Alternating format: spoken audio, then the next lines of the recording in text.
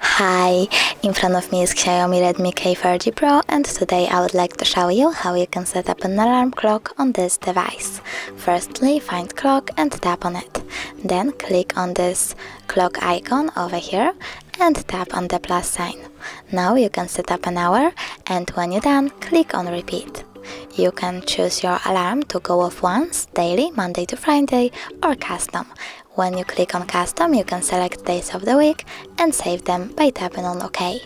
Then click on ringtone and pick one of these melodies as your alarm sound by clicking on it and going back. Then you can tap on the switcher next to vibrate when alarm sounds to disable or enable vibrations. Lastly, click on label your alarm however you want to, and click at the top right corner. To save your alarm, click at the top right corner again, and as you can see, it was successfully added.